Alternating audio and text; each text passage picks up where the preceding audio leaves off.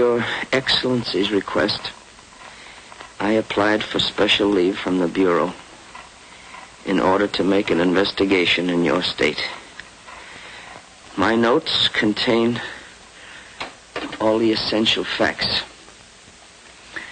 But my injuries make this transcription into a presentable manuscript painfully slow. When finally completed, I will submit the following as a full report on parole conditions which resulted in the release of dangerous criminals who at once returned to their lives of crime.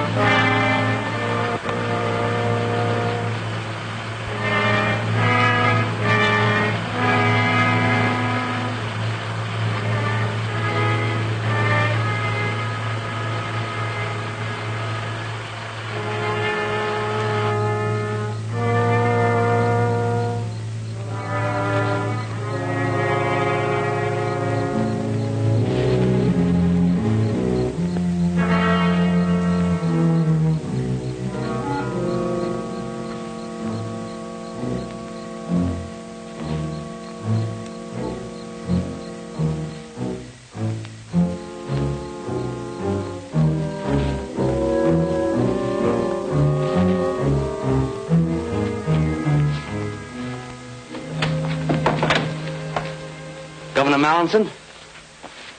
I'm glad you got here, Mr. Hendricks. Nobody saw you, I hope. I don't believe so, sir. Good. Gentlemen, this is Mr. Richard Hendricks. Our host, the State's Attorney General, Mr. Whitmore. It's a pleasure, sir. Glad to meet you, Mr. Hendricks. My name is Hughes. Mr. Hughes? Our Commissioner of Metropolitan Police.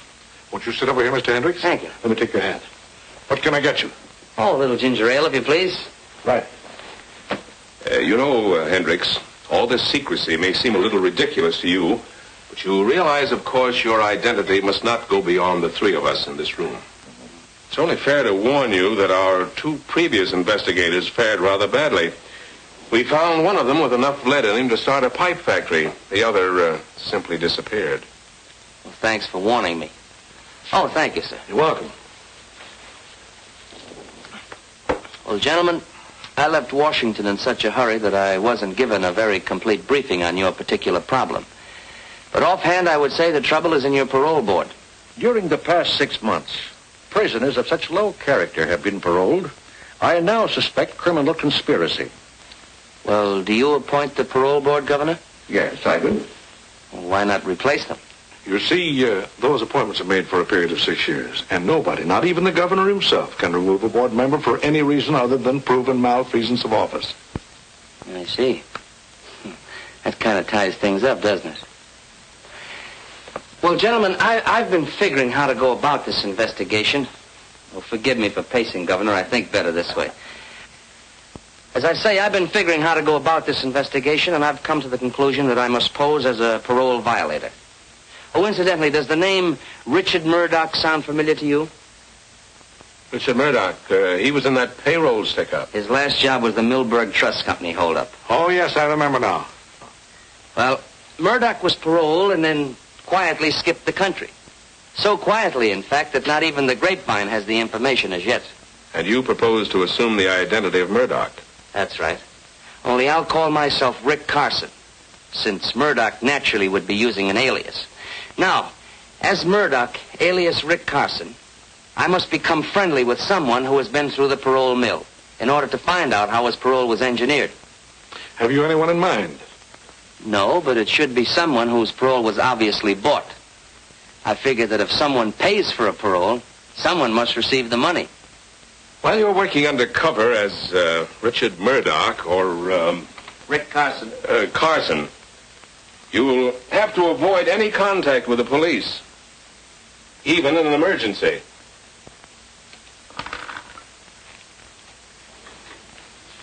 Here's my private telephone number, where you can reach me anytime, day or night.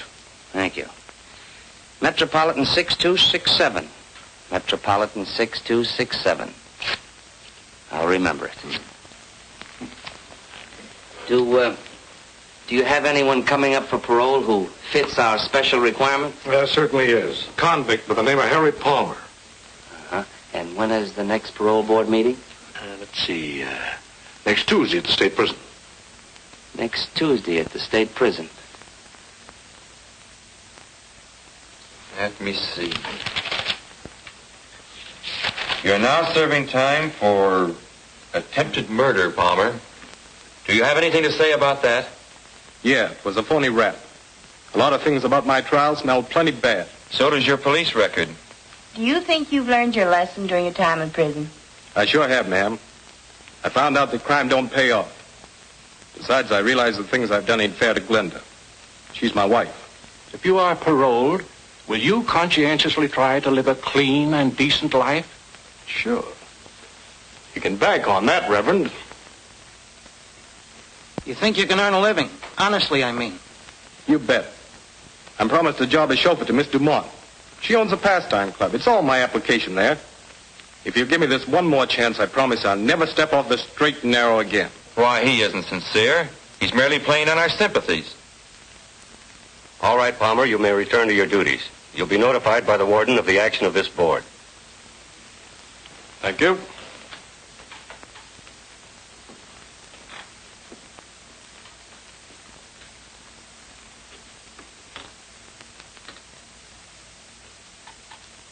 And I feel in my heart that Palmer is sincere.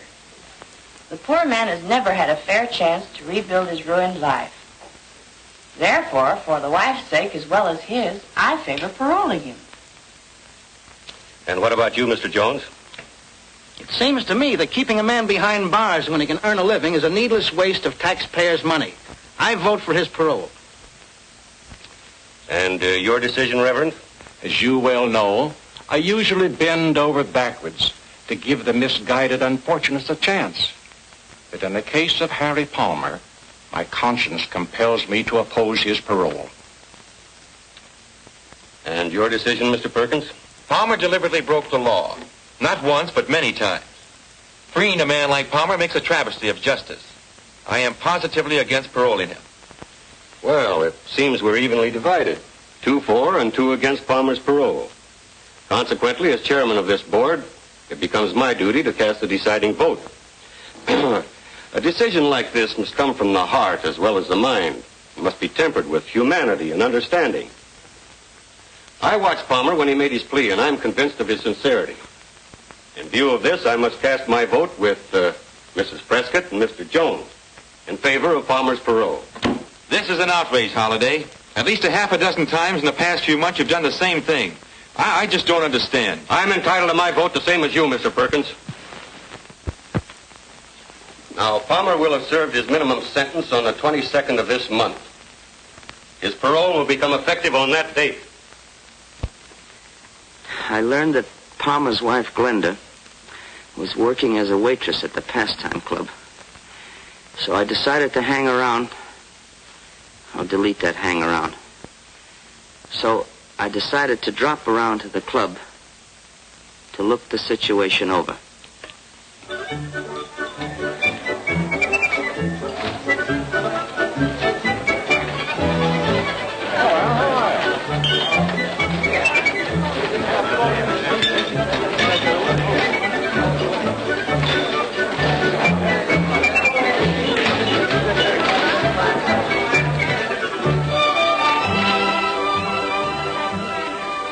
The Pastime Club proved to be a not too popular combination gin mill and cheap cafe. A hangout for a lot of undesirable characters.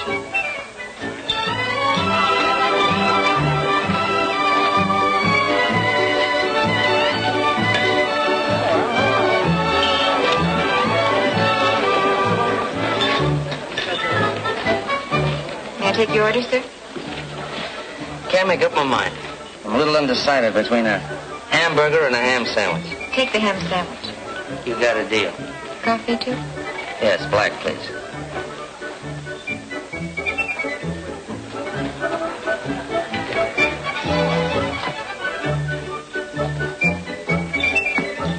Thank you.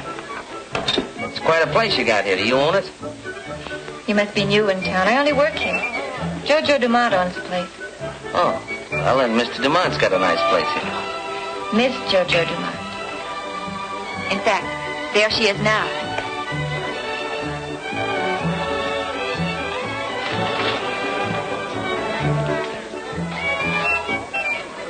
I learned from Glenda that the owner of the place was Jojo Dumont, a woman of striking personality who had her own apartment in the club.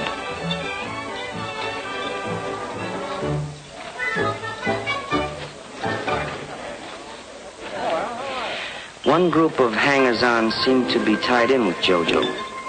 It wasn't difficult to find out how. They were quite bold about it. The tie-in was a lucrative sideline which Jojo operated, an illegal punchboard racket. The three salesmen were Blackie Olson, Frank Mitchell, and Kid Redmond. They sold to the cooperative customers who were always glad to make a dishonest dollar. Duke Vigili, another of Jojo's willing workers, spent most of his spare time trying to cheat a slot machine. During his working hours, he called on the less cooperative prospects. For these, he had 3 convincing arguments, 2 hard fists, and a .45 caliber revolver. The straw boss of the outfit, Charlie Newton, dignified the job by calling himself manager. He tried to appear a legitimate businessman, but the only thing legitimate about Newton was a long police and prison record. Such were evidently the pals of Harry Palmer. They didn't trust me from the very first. However, during the 2 weeks until Palmer's parole, I managed to strike up a casual acquaintance.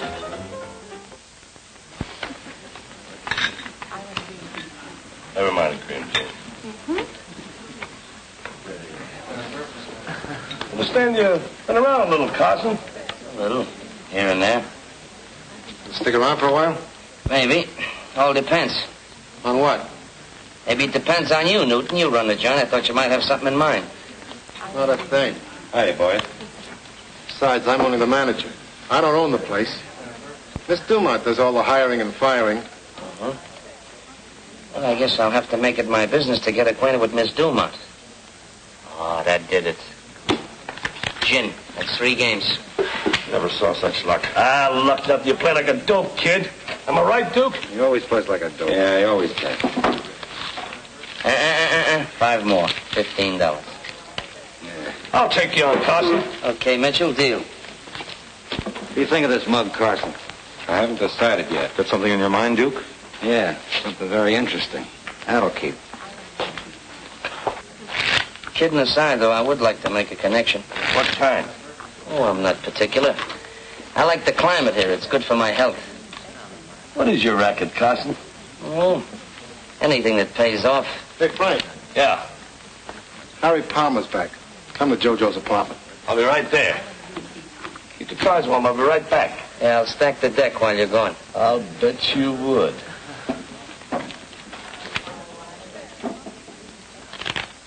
I would have given a lot to know what was going on in Jojo's room. I found out later from statements of various people concerned. Sure looks natural.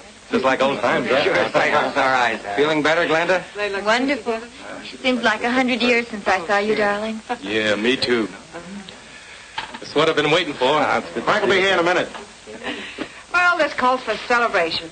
How about fixing some drinks, Blackie? Okay, Jojo. Sure like her. You look right in the fence there, kid. They treat you good up there? What's on your mind, Charlie? How long are you going to keep Palmer on as a chauffeur, Jojo? Are you kidding? What do you think I got him out for? Chauffeurs are a dime a dozen. The other boys are all right fixing the boards. Now, Palmer's the best collector we ever had. As long as he keeps his nose clean. The next time he gets in trouble pulling off side plays, I'll let him rot in the pen. Hiya, Harry. How goes it, Frank? It's great to see you, old son of a gun. Papa's home, huh, baby? How does it feel? Feels grand. Glenda's been in a tough spot, but she came through okay. Yeah, but it's a lucky thing you got the parole just now. What do you mean by that, Craig? Oh, nothing, but there's been a guy named Carson hanging around the past few weeks, and he's been making a play for her. That's not true, Harry.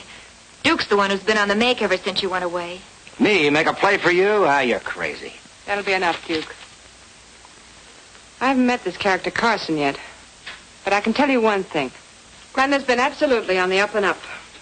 I knew that, but thanks for telling me, Jojo. Cork pop, folks. Help yourselves. On the house. I mean on Jojo. This bourbon?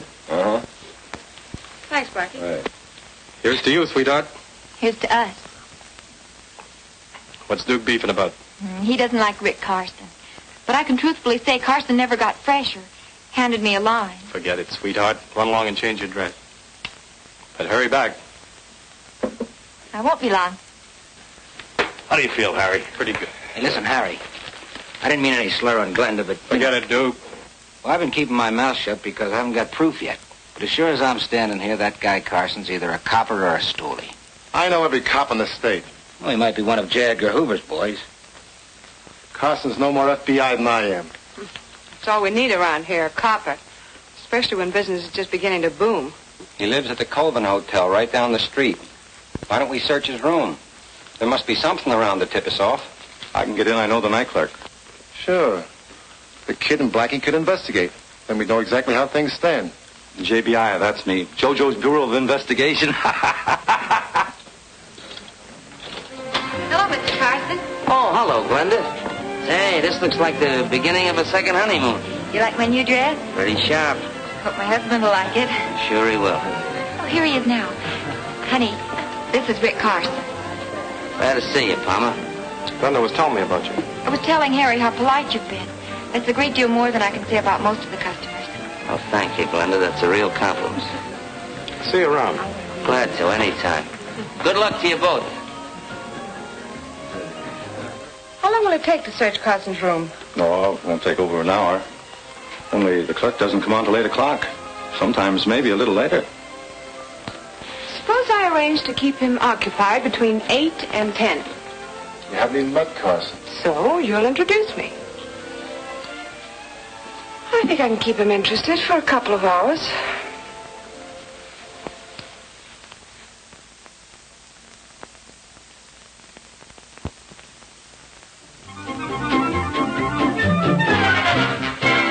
Oh, no more of those fast turns, please. Oh. This is station Turn that thing off. WXNO. The time, 20 minutes before 10 o'clock. We continue with... What time is it? I just announced it. 20 minutes to 10. I think I better be going, Jojo, before I wear out my welcome. Oh, no. This evening's still young. Besides, I think you're swell. I think you're a wonderful guy. Really. If you think I'm swell, you ought to meet my pal Monty. There's a real guy for you. Oh, I bet he ain't half as nice as you. What's his name? Monty Cooper. Oh, yeah, you said that. It's a nice name, Monty Cooper. Well, go ahead, call him up, tell him to come on over. Oh, well, I couldn't do that. You see, Monty isn't in town. Oh, that's a shame. When's he coming back? Well, now, that all depends. Confidentially, Jojo, Monty's in prison. That's a shame. Poor Monty, locked up in the pen. Yeah. Well, forget I said anything. I talk too much. Oh, you can trust Jojo, honey. Yes, sir.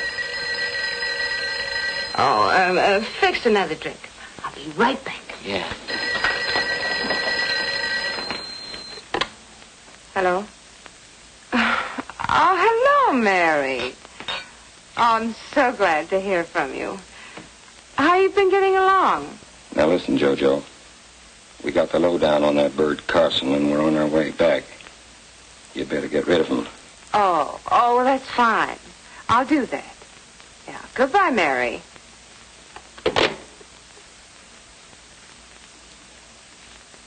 You don't have to be a G-man to know that was Mary.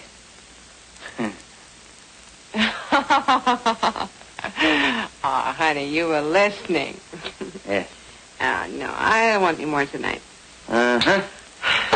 I can feel it coming. I'm about to be tossed out. You don't mind, do you? I'm beginning to get a terrific headache. I'll probably have one in the morning, too. Want an aspirin? No, thanks. Just my hat.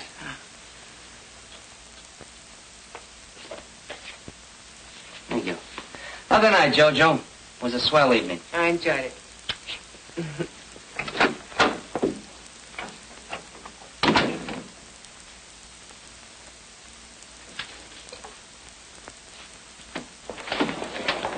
What'd you find out? Something very interesting. We got the dope on them all right. Oh, good.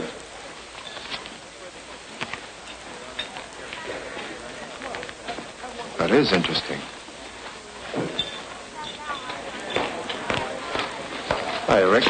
Oh, Rick. Hi. How you doing? How's everything? What's up, Duke? I don't know. Oh, hello, boys. Well, let's hear it. What's the dope on Carson? What do you think of that? His name ain't even Carson. Richard Murdoch. Age 32, date of birth 9/15/16, Detroit, Michigan, as dark brown. Occupation mechanic. Yeah, it had me puzzled for a minute or two. Then it came to me. This guy Murdoch and a pal of his, a fellow named Monty something. Monty Cooper? Yeah, that's it, Monty Cooper. Well, anyway, Carson or Murdoch and his pal Cooper pulled that Milberg Trust Company holdup about a year and a half or so ago. Yeah, we found some newspaper clippings about that robbery. He had them hidden between the cushions of a chair. He hadn't figured on your JBI. Good for you. Well, I guess I was all wet about Carson being a copper or a stoolie. Why don't you give up, Duke? You're always beefing about something. Okay, but don't say I didn't warn you guys if something goes wrong. Now get this picture. This is the Milberg Trust Company, a real old broken-down joint. There's the flight of stairs where we came up. This is the vault here, a real old-fashioned camp. Well, those stairs made it a little tough because we had to back down them and we couldn't see who was coming up anyway. We come in here and there's all kinds of desks and places where you write out checks and so forth. There's quite a few people. Well, I heard them all over here in the corner. Keep them all together. Monty takes the cashier, forces them in over here, makes them open the vault. We open this little old-fashioned can, and what do you think we get? 50 G's. We back out of the joint and make for the car. 50 G's? Split two ways? Not bad. You see, Monty and I don't go in for big mobs. Hey, maybe you saw Monty up there. He was doing a heavy stretch.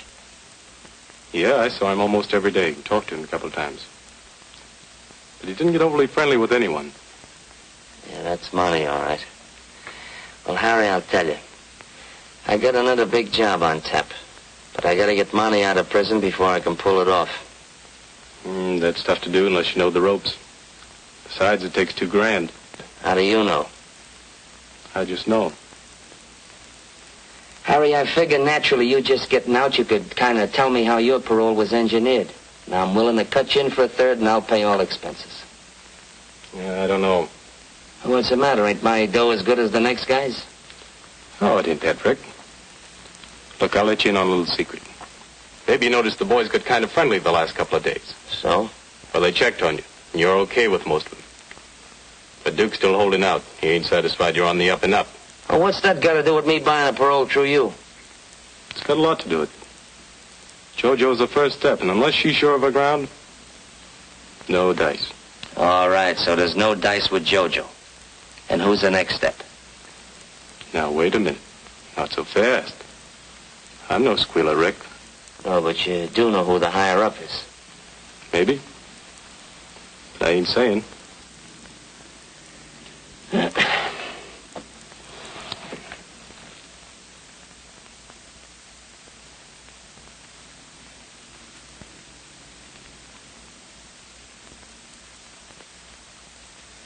Harry, let me ask you another question. Who put up the money for your parole? Why, JoJo put it up. 'Cause the deal is I'm to pay her back. Oh, so she didn't put it up. She just advanced it to you. Yeah, that's right, but... Well, why cut in JoJo when you can easily go around her and pick up a couple of G's for yourself? All right, later on, if you want to cut her in, that's your business. You might have something there, Rick. At least it's worth it. Glenda's home. Don't say anything to Glenda. Hello, darling. Hi, baby. I'm ever tired. We had such a busy day at the club. Oh, Rick, you're not leaving. Yeah, I think I better be going. Why don't you stay for dinner? Won't be very fancy, but you're welcome. Yeah, why not, Rick? Maybe some other time. You run along and get some dinner started, honey. I'll come in and help you in a minute, huh? Okay. Sorry you won't stay, Rick.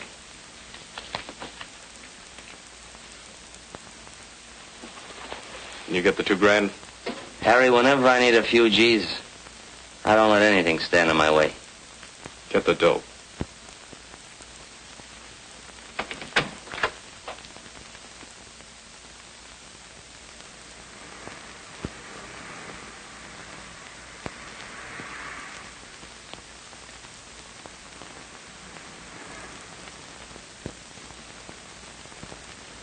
I called the commissioner and told him I was all set to buy a parole for a pal of mine named Monty Cooper, but I had to have $2,000. He agreed. But as the boys were somewhat suspicious of me, and in order to gain their confidence, it ought to look like I had pulled a stick-up. Go ahead, read it. Philanthropist. Well, anyway, robbed. Bandit ignores jewels. Gets $2,000 cash. Neil Ingersoll, civic leader, was held up last night and relieved of $2,000 cash by a bandit who claimed he was not interested in jewels. Ingersoll, returning home at a late hour from an auction of antiques. What's a diff?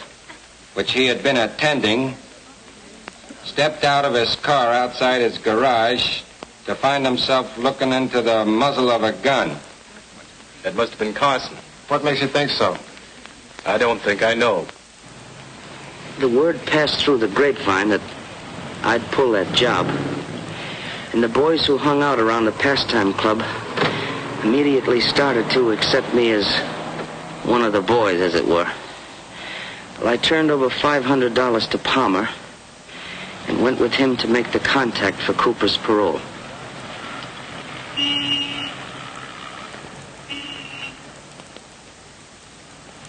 When we reached the lobby of an office building, Palmer told me I couldn't go upstairs with him. This was disappointing. But I heard him tell the elevator operator to take him to the 5th floor. So I checked the names of all the tenants on that particular floor. There were over 20.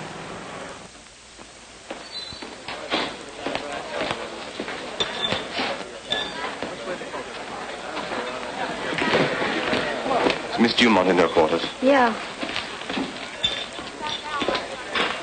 The jerk. Hello, Bonnie. Hello, Jojo.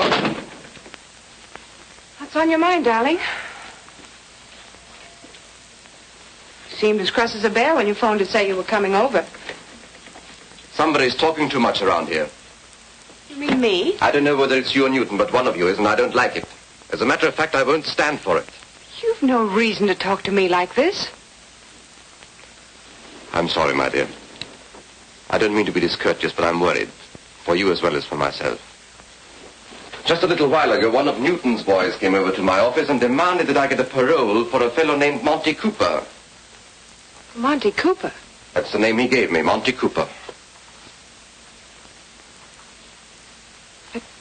Carson or Murdoch, whatever his name is. He knows nothing about our parole arrangements. Who said anything about Carson or Murdoch? The fellow who came to see me was Harry Palmer. He's double-crossing you, Jojo. I can't believe it. You can't, huh?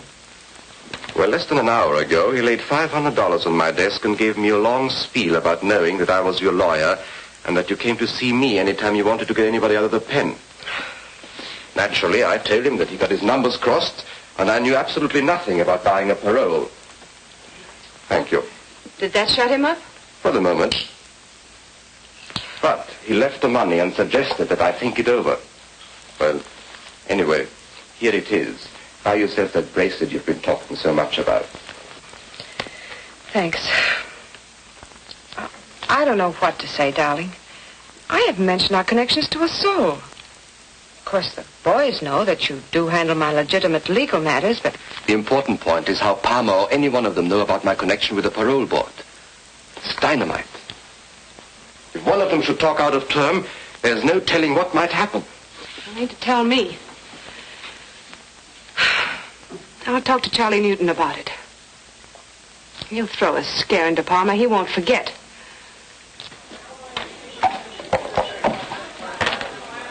4 aces and 2. Harry Palmer just pulled a double cross on Jojo. Yeah? What'd he do? That's my business. Jojo says she doesn't want any rough stuff. But I'm running the boys, not Jojo. Yeah, but Jojo just got Harry out. So what? You're just as good a collector as Harry ever was. Huh. I should say I am. You name it. We'll do it. Okay. Tell you what we'll do. I'll call Harry on the phone, tell him to call me back from the corner drugstore. When he rings up here, I'll tell him to skip it, that I changed my mind. Now, when he's walking back to his house...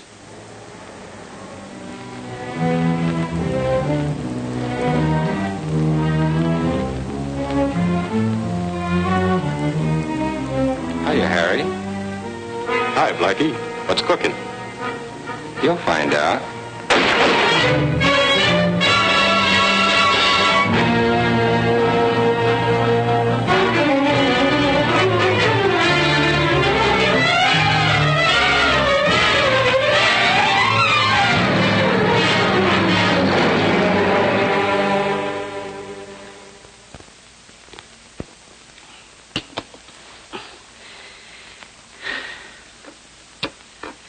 The killing of Palmer completely upset my plans, as I had now lost my only link to tie in JoJo with the higher-ups in the parole conspiracy.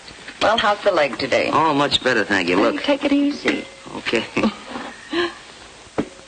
I'm a coffee lover. Oh, I see. Well, I'll come back for that later. All right, fine. Hunting around for... Now, delete that hunting around. Make it fumbling about for a new lead. I looked up the grief-stricken and embittered Glenda, pretending to her that I wanted to avenge her husband's murder, which had cost me $500.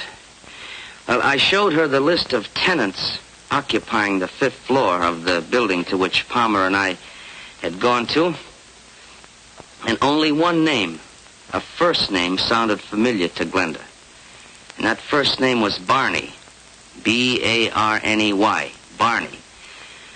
Now, it belonged to a man whose full name was Barney Rodescu, R-O-D-E-S-C-U, who was a lawyer and sort of a man about town. Well, I decided to find out if he was the contact between the crook on the parole board and JoJo Dumont. You know, in a way, Palmer getting bumped off like that kind of put me in a spot. How come? Well, we had a little deal together. You see, I figure if Palmer just getting parole like that, he'd know the ropes. Remember me telling you about a pal of mine, Monty Cooper? I wasn't as tight as I seemed that night, you know. Yeah, I didn't think you were.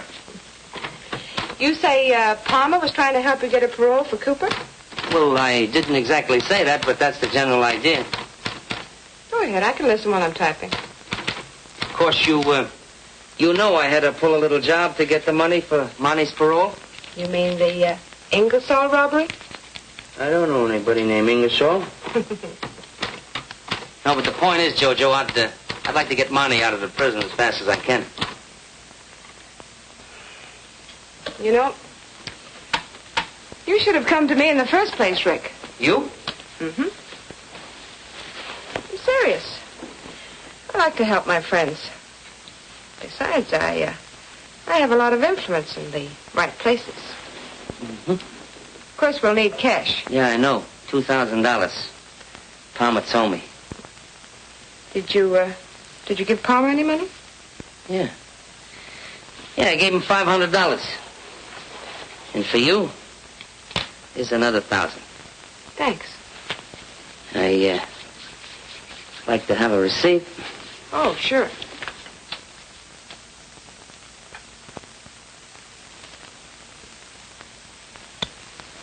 There's your receipt. Hey, you know, that's not bad. Of course, it's a little expensive at $1,000 a throw, but it's not bad. And, what about the balance? The balance you get the day Monty's paroled from prison. It's a deal. Well, I guess that about winds up what I have to say. From here on, my future's in your hands.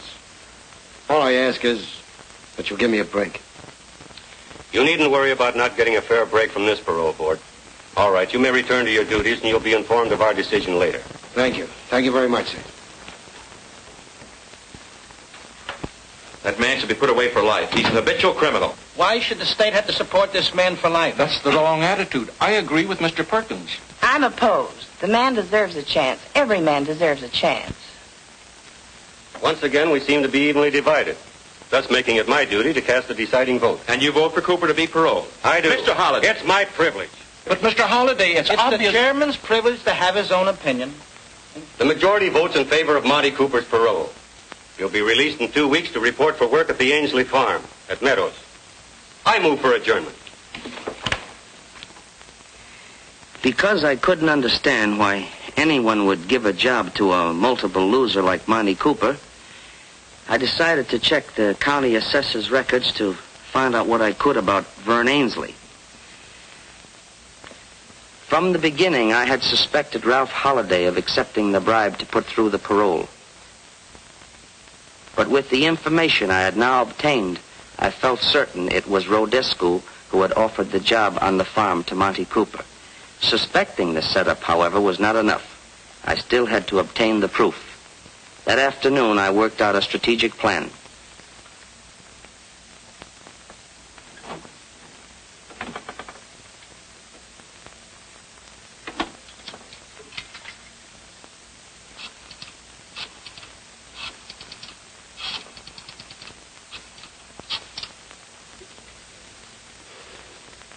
Hello. Commissioner. Commissioner, this is Hendricks. That's right. Well, yes, naturally, Commissioner, I'm going out to the Ainsley farm.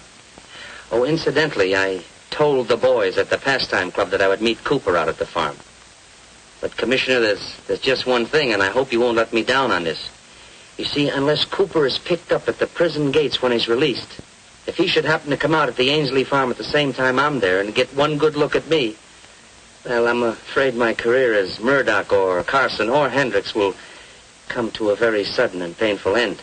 Oh, you have nothing to worry about on that score, Hendricks. I've already notified 4 states of Cooper's impending parole. They'll be right there to arrest him the minute he steps foot outside the prison gates. Fine, Commissioner. I'll call you tomorrow afternoon. I think by that time I should have this whole setup in the bag. Yes, sir. Goodbye.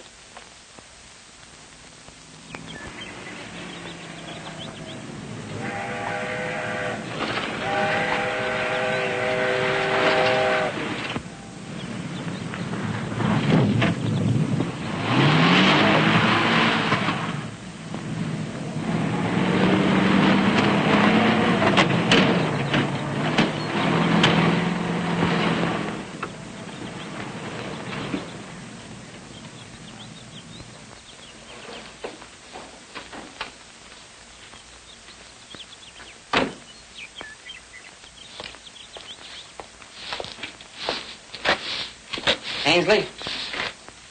Hey! You Ainsley? What do you want? Looking for Monty Cooper. Who? Monty Cooper. He's supposed to be working here. Well, he ain't. Nobody here by the name of Cooper. Now, look, Ainsley, I happen to know that Monty Cooper was paroled to work on this farm. Who told you that? Well, after all, I'm a pal of his. My name is Carson. Rick Carson? Well, I'm pleased to meet you, Carson. I'm glad to meet a real pal of Monty's, too. You know, confidentially, I put up the dough to spring him. Yeah? Well, I guess you'll be right glad to see each other again. Yeah. Only thing is, I don't expect Cooper much before tomorrow.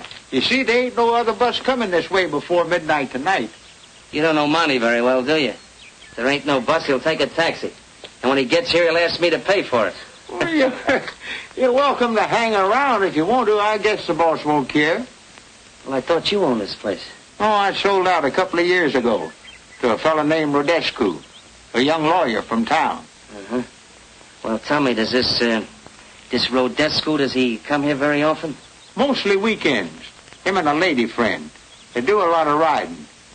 By the way, I'm expecting them this afternoon sometime. You make yourself to home. I got to get the horses ready. Up to you, Carson. Yeah. I hadn't figured on Rodescu visiting the farm. I realized his presence might have set my plan, but I had to take the gamble. So I waited until Ainsley had disappeared. I had brought along an instrument which the commissioner of police had provided, and taking advantage of Ainsley's absence, I decided to make use of it.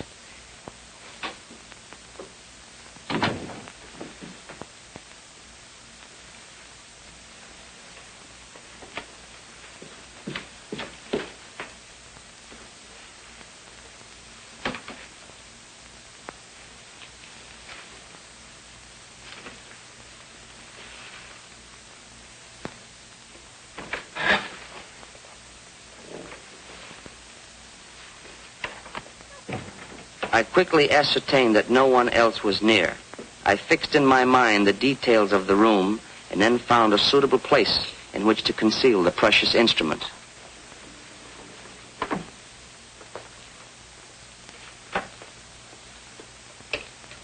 It was the latest type of sound recorder. Once set to operate, it needed no further attention, since it would automatically start when someone spoke and stop again when the voice concluded. It could pick up voice frequencies within a radius of 50 feet and could record continuously for 4 hours.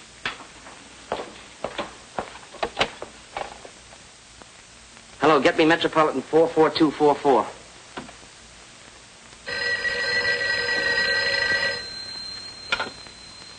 Hello? Hello, Glenda.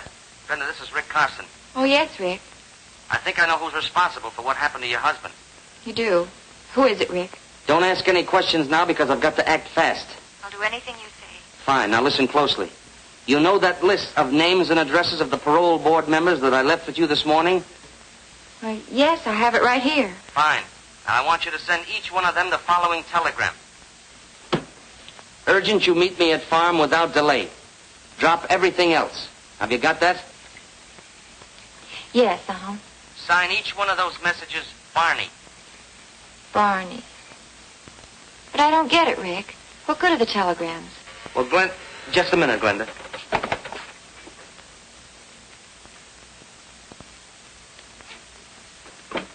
Okay, Glenda. What do you expect to accomplish by doing this, Rick? Look, I can't explain now, but there's just one more thing. When you phone that telegram into Western Union, tell them you're Miss Bruce. She's Rodescu's secretary. I understand. Fine. Now, don't lose any time. When I get back to town, I'll come over and explain everything. Yeah. Goodbye.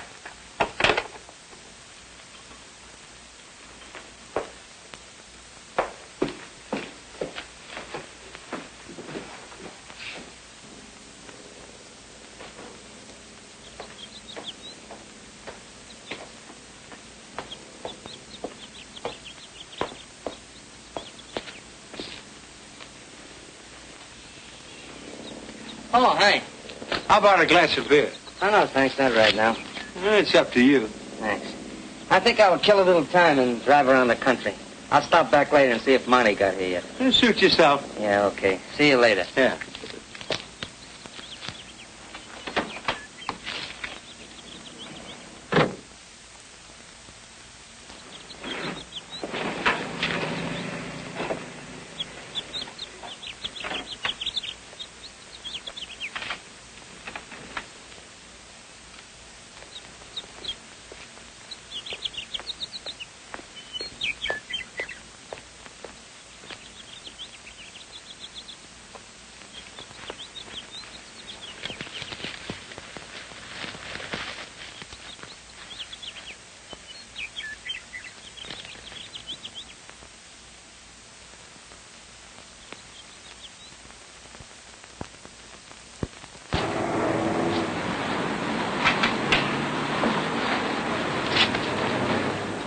So long, Cooper.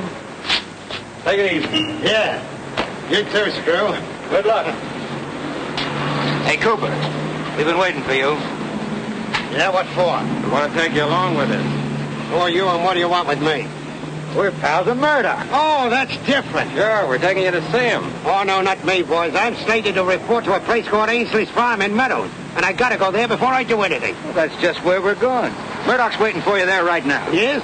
And he's mighty anxious to see you. Well, I'm mighty anxious to see him. Where's your car? Over there. Okay, let's go.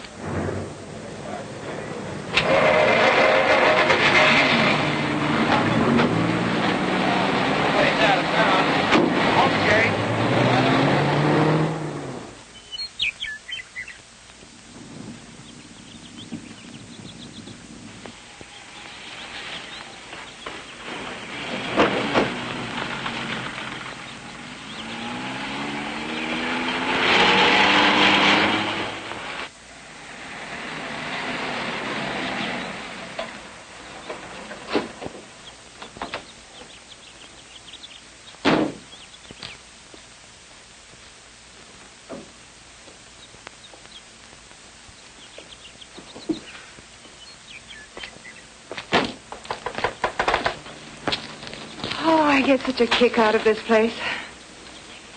So peaceful. Why do you think I keep it, my dear?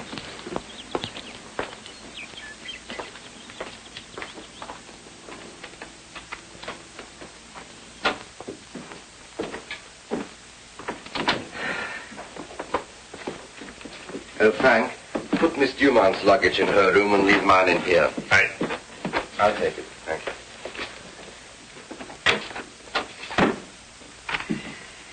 Darling, it's so good to be with you. Everything's okay. Oh, thank you, Frank. Olive complains to me he'll have some beer on ice.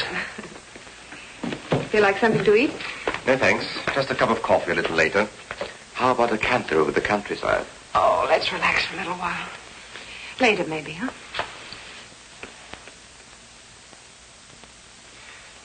Do you think the fellows could push enough punch boards to raise, say, an extra $20,000 in the next few weeks?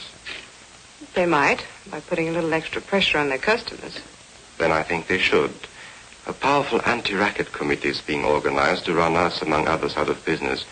And a little extra money wisely spent might help considerably. I'll see that Charlie Newton starts them out on it Monday morning. Good. In asking Glenda to send those telegrams to every member of the parole board, I assumed that only the one member who was mixed up in the parole conspiracy would know what was meant by the farm and the signature Barney. Well, just at dusk, I had the keen satisfaction of knowing that my plan had worked. I had sent those telegrams in the hope of tricking Ralph Holliday into exposing himself. Holliday was driving that coupe.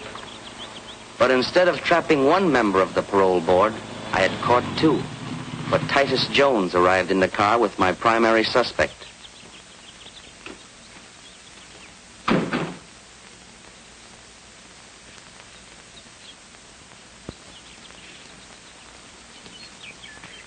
I wonder who that can be. Probably one of your eager beaver clients. If it is, I'll throw him out. Excuse me, my dear. I'll make this short and sweet. Come in. Well, this is a surprise. Hello, Ralph. Hello, Titus. And you gentlemen are quite a ways from home, aren't you? You're not joking. Holiday burned up the road getting here. Oh, I'm sorry. We didn't know. Oh, that's quite all right. Allow me, my dear. Ralph Halliday and Titus Jones. Miss Dumont, my fiancée. How do you do? You're on the parole board. I heard Barney speak of you. Yes, we are, Miss Dumont. Parole board, Well, yes. sit down, gentlemen. Sit down. Make yourselves comfortable. What brings you out here in such a hurry? Why, we came in answer to your telegram. My telegram? I didn't wire you. What's that? You most certainly did. What does it say? Urgent, meet me at farm without delay. Drop everything else. Signed, Barney. Somebody must have got onto our parole board deal. We better clear out. Hold on. There's no use running off half-cocked. You better do a little checking first. I wish you would. How can you? And make it snappy. Hello, operator. Give me Ridgeway 84428. If my secretary is at home, we ought to be able to find out pretty quick. But it's Saturday. She probably has a date. Hello? Hello, Miss Bruce. Did you send any telegrams today to either Titus Jones or Ralph Holliday? You did not. Did you authorize anyone else to do so? You didn't, huh? I knew it was bad news the minute I received that message. Miss Bruce, I want you to check with Western Union right away and find out if you can who sent those telegrams and to whose account they were charged. Yes. Call me back at the farm the moment you have the information. Right. She'll call me back. Someone's on our trail, Barney. Have you told anybody about giving Holiday and me the money? Oh, don't be an idiot. You don't think I'd tip anybody off that I've been bribing the parole board? Maybe Mr. Holliday or Mr. Jones accidentally. Ridiculous. That's absurd. It could have been that jackass Palmer you had working for you. He only knew the connection between you and me. He knew absolutely nothing of your time with Holliday and Jones. Whatever the answer is, I don't like it. I'm getting away from here. So am I. This farm is poisoned. Just a minute, gentlemen. We're remaining right here until Miss Bruce calls back. We're safer here than anywhere else for the time being. I was confident the recording machine was doing its work. But to make the record admissible as evidence in court, I would have to swear that I had seen the people inside that room and to identify their voices. There was only one way to do this. Who can that be? Where can we hide? Relax, gentlemen. Come in. Oh, I'm sorry to bother you. I'm looking for a friend of mine. What makes you think he's here? Well, I was told he would be.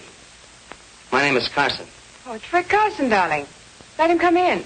You needn't worry about him. Come in.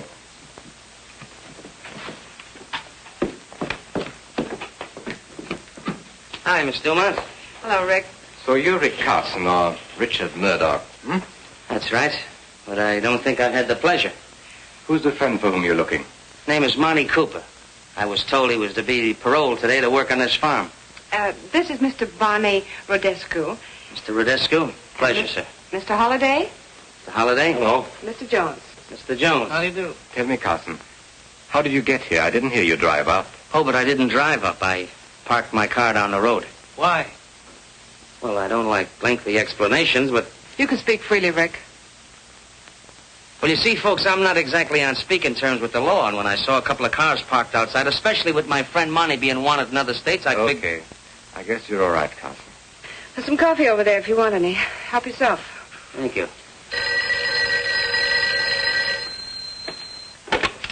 Hello? Yes, operator. Must be my secretary calling me back. Yes, Miss Bruce.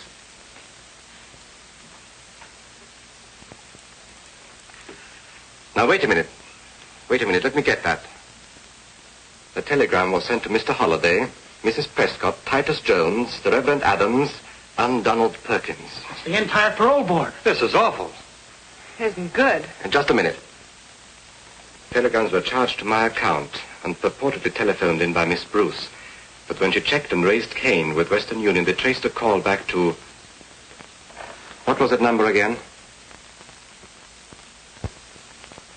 Metropolitan 44244. Did you find out whose telephone number that was? You couldn't, huh? Well, keep on checking, Miss Bruce. I know that number. You do? Metropolitan 44244. That's Glenda Palmer's number. A dirty little double-crosser. What does she think she's trying to pull? Something mighty dangerous for all of us, if you ask me. What was that number at your club again? Ellsworth, 36097. What are you calling there for? Get me Ellsworth 36097, please. What are you going to do? You'll see. Hello? Is Newton there? Let me speak to him. Hello. Hello, Dr. Newton. This is Dr. Rodescu. I want you to call on Glenda Palmer. Please, Barney, let's not get in deeper than we are. I want you to give her the same treatment that you gave her husband.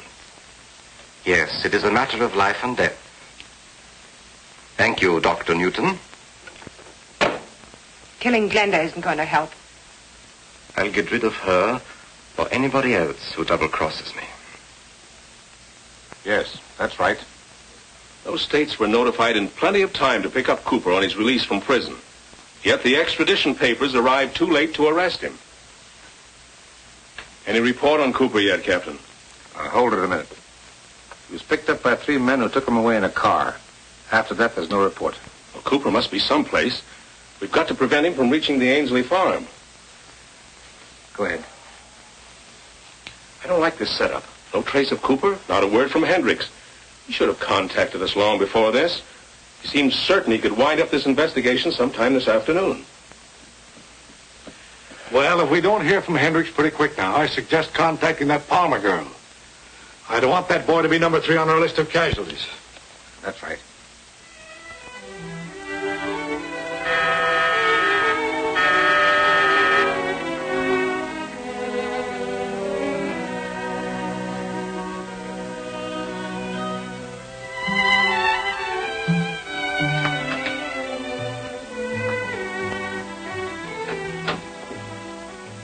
Hello, Glenda. Oh, hello. I was expecting somebody else.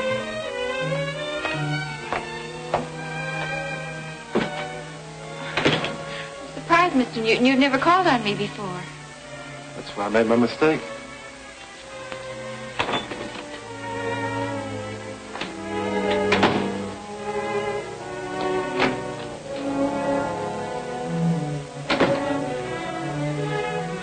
I can't invite you to stay. I was expecting someone. He should have been here before now.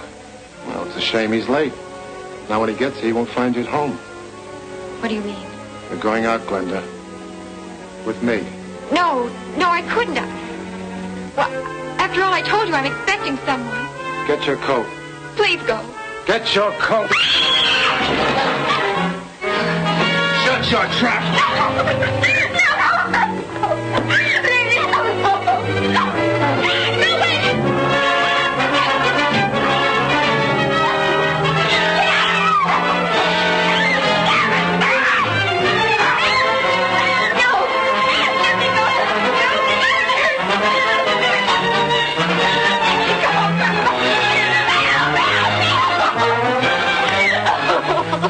To me. You shut up, or so help me, I'll kill you right here on his back.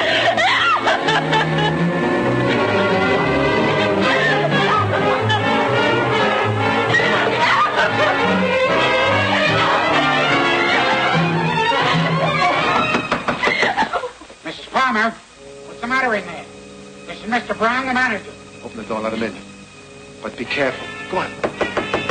Are you all right, Mrs. Palmer? Thank heaven you're here. Are you all right, Mrs. Palmer? Stick your hands up and keep going. Drop that gun. You're the manager of the pastime club. Get him out of here. Book him on suspicion of attempted murder. Yes, Commissioner. Take him out. Everything's all right, Mrs. Palmer. Will you please get the lady a glass of water? Mrs. Palmer, I'm very anxious to get some information about Rick Carson. Now, it's all right. He's working with us. Oh, thank you. Here you are. He said you were helping him. But we're worried that something may have happened. Have you heard from Carson lately? He telephoned me this afternoon from Meadows. Meadows? The Ainsley Farm is located near Meadows. That's right. He mentioned the farm and the telegrams they sent for him. Captain, notify the sheriff's office in Meadows to see if Carson is at the Ainsley Farm. Yes, Commissioner.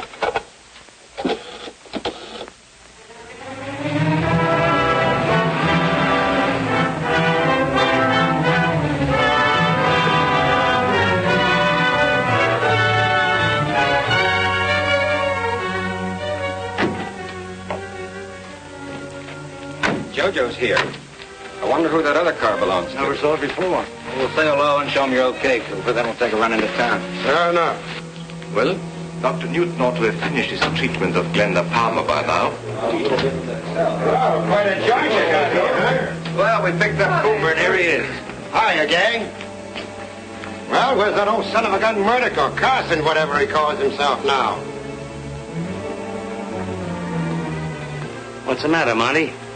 Don't you recognize your old pal? You know, I didn't at first, but I sure do now. You're the guy who shut it out with me and a pal up in Wisconsin. It was you who put a slug through him. You're a federal agent. What did I say?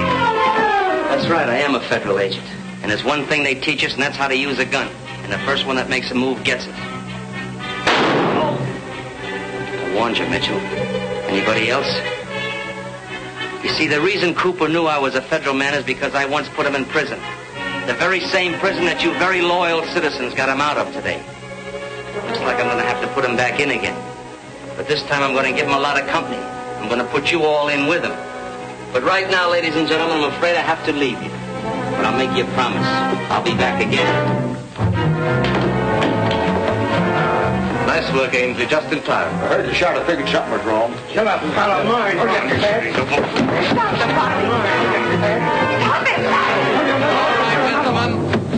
Put him in the chair.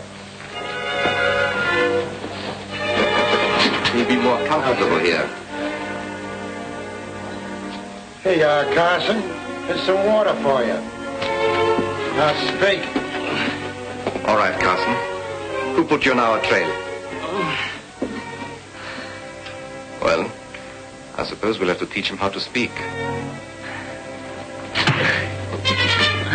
That's lesson number 1. He's stubborn. He'll need more than that.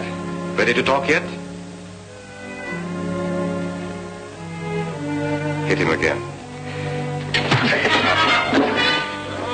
We'll make him talk. Why don't you shoot him and get it over with? Just a minute. We'll try once more. If he doesn't talk this time, he'll get a one-way ticket to the bottom of the river. All right, Carson. This is your last chance. Tell us just how much you know. You better talk fast and to the point. Sounds like police sirens. It is the police. What can we do? Don't let them find him here. Duke, Blackie, Kid. Take Cooper and Carson to the storeroom. Use the back way. Holliday and Jones, you better go along. Come on, boys. My Through hat. here. Hurry up. Make it snap. Now, you and I will be taking care of Frank, Jojo. All right. And remember, he was hurt in a hunting accident. Oh, shut up.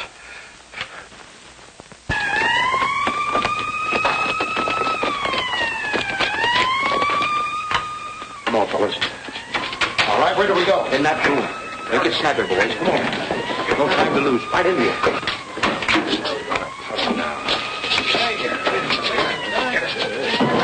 It's getting louder. They're coming in, all right. Quiet now. Lock it, boys.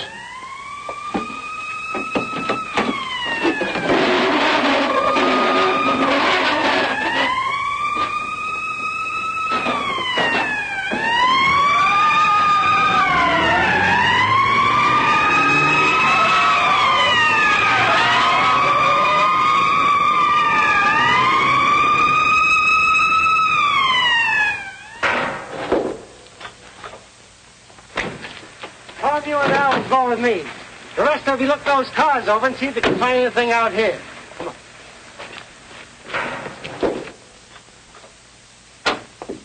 You'll soon feel better, old man. Oh. What's the trouble here? My guest was hurt in a hunting accident. We called a doctor. Oh. Well, we're looking for a man named Carson. Carson? I don't know him. There was someone here earlier today, before you came home, dear. His name was Carson. He said he was looking for a friend. Was his friend named Monty Cooper? That name doesn't mean anything to me either. He was just paroled from prison. He's supposed to report here for work. We haven't seen him. If you have no objections, we'll look through the house. Help yourself. Thank you. Let's look at him, then.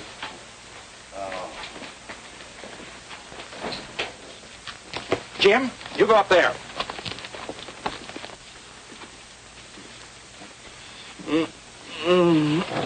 Shut up, you. One peep and I'll bust your mouth wide open. Gag it, Blackie. Thanks for your cooperation. I hope the doctor gets here soon. Good night. Good night.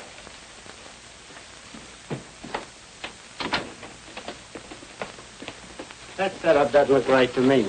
Yeah, Monty Cooper's supposed to go to work out here, and nobody seems to know anything about him. Kind of funny, ain't it? Yeah. Keep him in there. We'll go around and see what the rest of the boys are doing.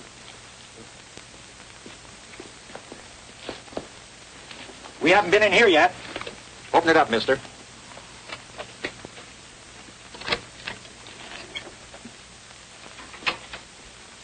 All right, boys, look it over. Kind of stuffy in here.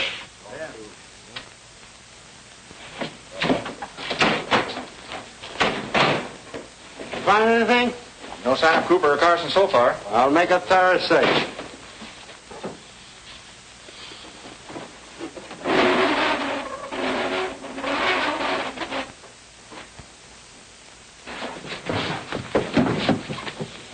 See, I told you there ain't nothing in here. That just about winds it up. Well, if Cooper shows up, I'll be glad to let you know. Okay, let's go, men.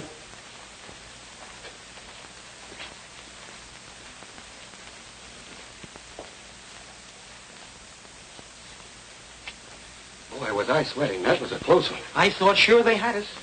Hey, Duke, how long do you think Hey, here we are. Hey. What's that? Hey! What's that room back there? Keep your light in there now. Grab that man. Clear this stuff out there. Take that cabinet away. In here! You stupid fool! Where's your brain? Shut up or I'll put a slug through you, too. I'd like to do that myself. I didn't like their kisses when I saw them on a parole board. Here they are, Sarge. Good. Mike, take the gas gun. Bob, you take this. Pick up those people in the house. Okay, Sarge. All right, you fellas in there. Come out with your hands up. You want us cover, you'll have to come in and get us. Now listen to me. If you don't come out, we're going to give you a dose of gas. You've got just 30 seconds to make up your mind. Let's give up, boys. We can't beat them. Please, please don't fight. They got gas, and I've got sinus trouble. Oh! That'll cure it. There are too many for us, Virgilli. Yeah, want to get ourselves killed? What's the matter with you guys? You all yellow? No, but we're not all fools either. Come out one at a time with your hands up. I'll count to 5. If you aren't out by then, we'll open up on you. 1, 2, 3, 4. All right, you get going. Come on, Get going, get going. Move along, come on. Come on, step on it there. Come on, move along. Keep those hands up. Let's see if there's anyone else in there. Right. Mr. Hendricks? Who shot you? Duke Vigili. We better call an ambulance. He's badly hurt. Yeah. Give me a hand here. I can't make it. Sure.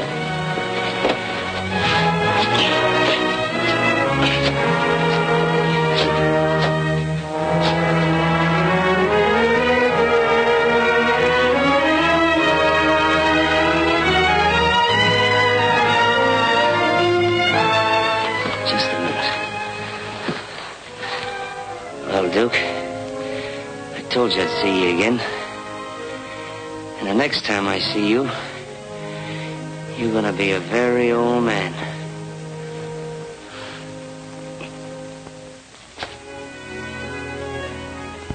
Oh, yes. Getting along real fine. Another week or so, I'll be able to go out dancing again. That's wonderful. Here you are, Mr. Hendricks. Oh, thank you, Mary. Oh, Mary's my favorite nurse. I can believe that. Now, if it wasn't for her, I'd probably still be lying in bed. Thank you, Mr. Hendricks. God bless you. Well, here's my completed report, Mr. Whitmore. It took quite a long time to finish it, but I hope it accomplishes what the governor desired. Well, I'm sure it will be, Carson. I mean Murdoch. You mean Hendricks. That's